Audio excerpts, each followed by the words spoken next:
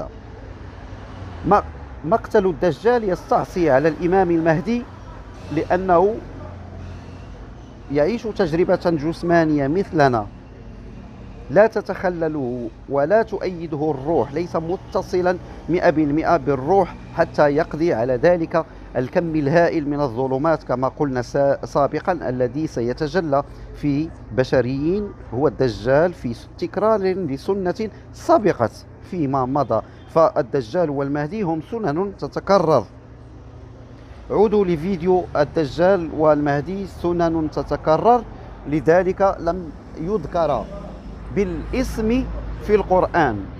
لذلك المهدي اسمه مضمر مجهول، والدجال أيضا اسمه مجهول، لكن في القرآن هناك شخصيات مرت عبر التاريخ تجلت فيها روح الإمام المهدي وتجلت فيها ظلمانية الدجال.